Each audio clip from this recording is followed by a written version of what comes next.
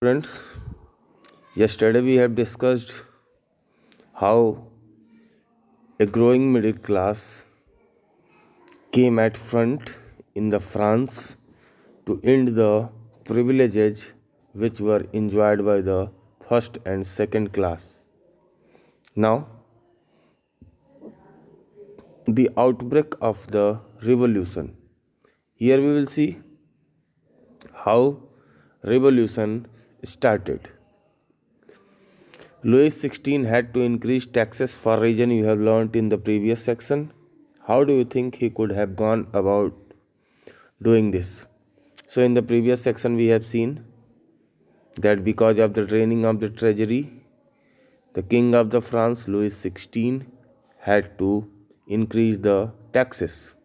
Here we will see how he can do it. In France of the old regime, the monarch did not have the power to impose taxes according to his will alone. So, in the France, during the old regime we had discussed yesterday, yes, the society and institutions of the France before the 1789.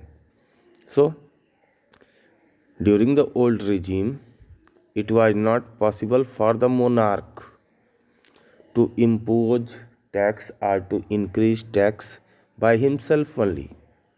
Rather, he had to call a meeting of the state generals, which would then pass his proposal for new taxes.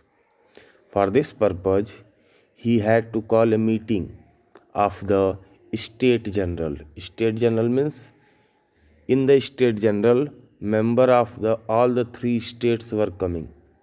So he has to call the meeting of the state general, and in the state general only he can give his decision.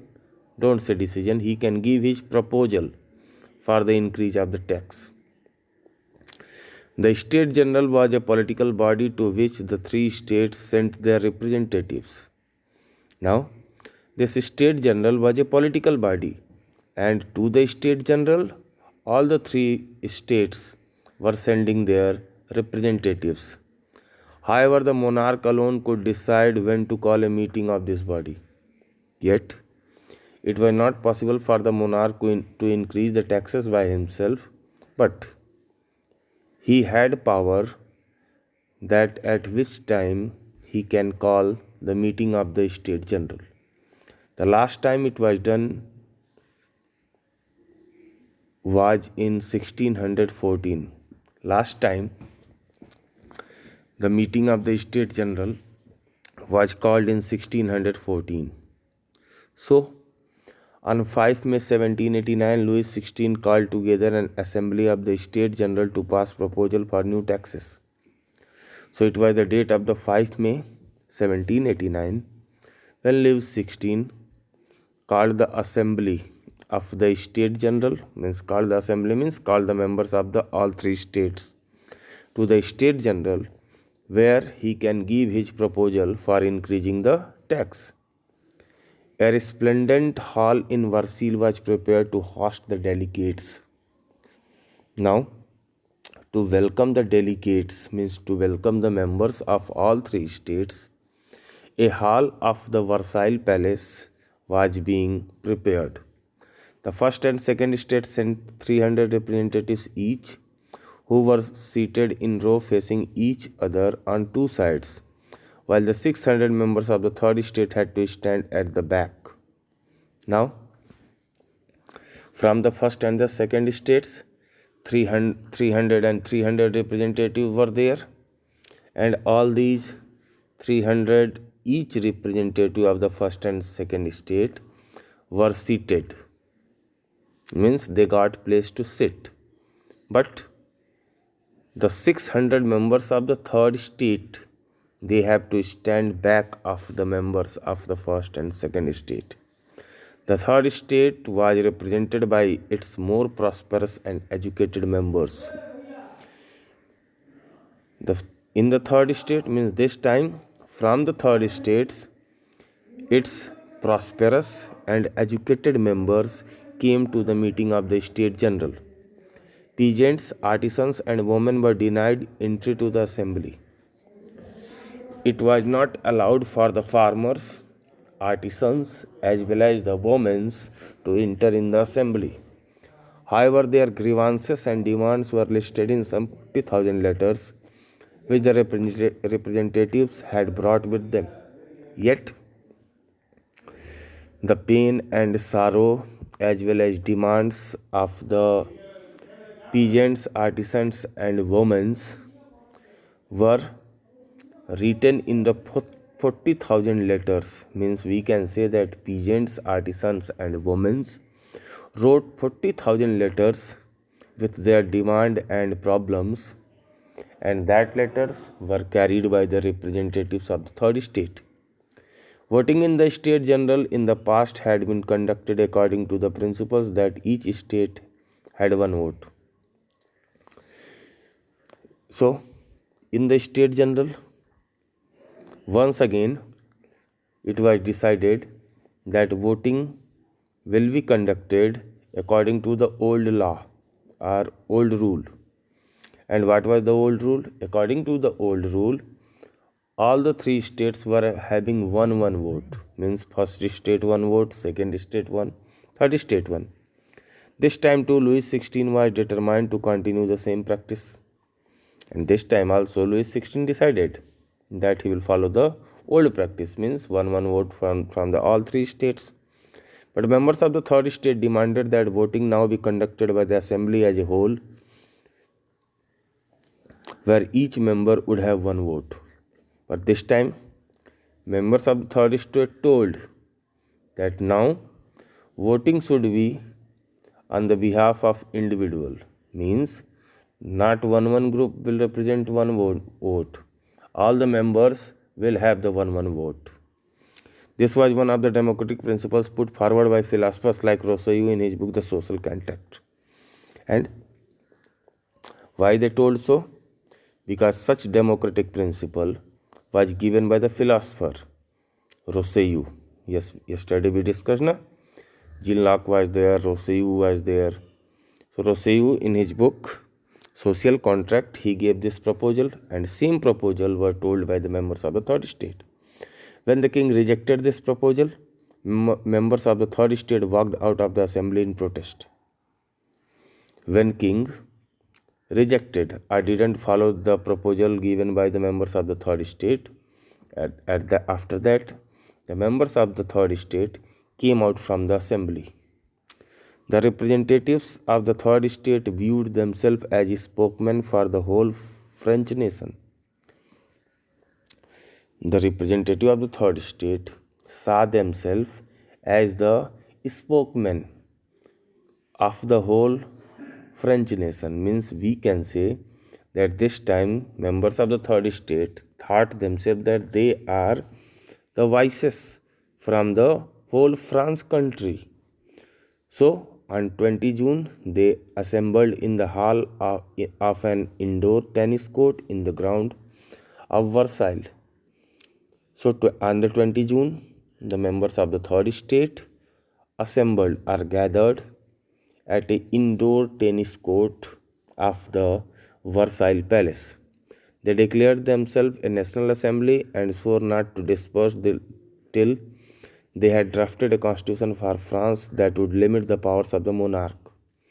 And on 20 June, when they assembled in the tennis court, then they declared themselves as the National Assembly, and they took the oath that they will not disperse till the time they will frame a constitution for the France, and constitution will be this type which will limit or which will reduce the power of the monarch or the king.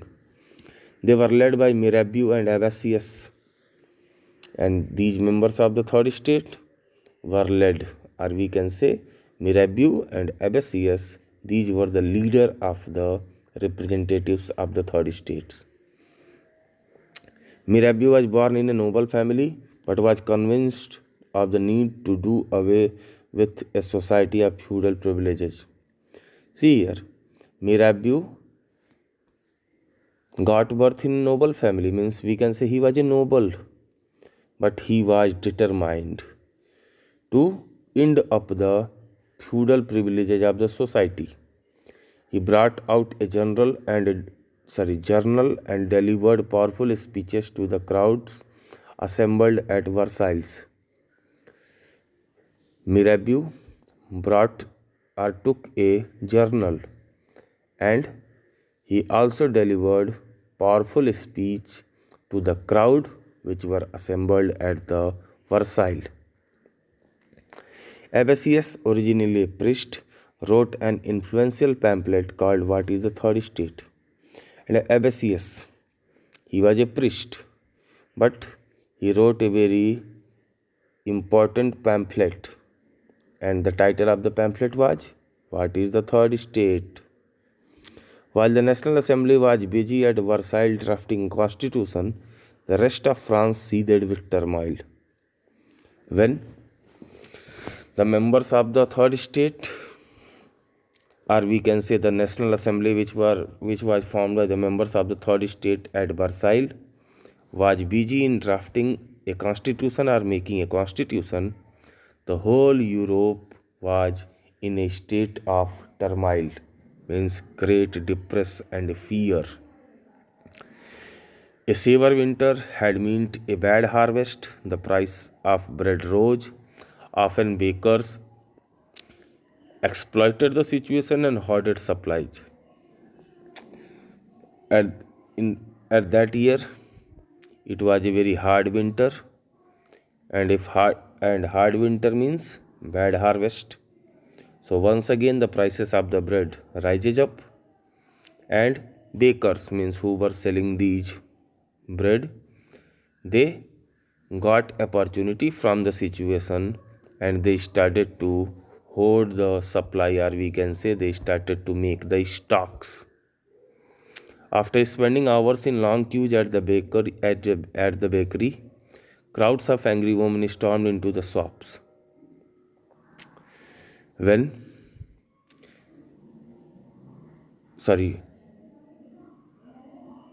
Because of this situation, the women who went to the bakery shop in the hope of the bread, when they had to stand in the queue or the line for a long duration of the time, they became angry, and in that anger they stormed the shop, means they forcefully entered into the shop. At the same time, the king ordered troops to move into Paris.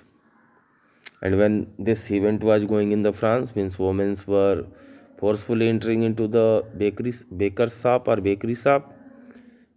At the same time, the king of the France ordered troops, means army, to move into the Paris. On 14 July, the agitated crowd stormed and destroyed the Bastille. And these were the events that we have discussed, that on 14 July 1789, the angry crowd stormed and destroyed the Bastille Palace. So this was the situation of the cities. Now what was the situation of the village area? See here.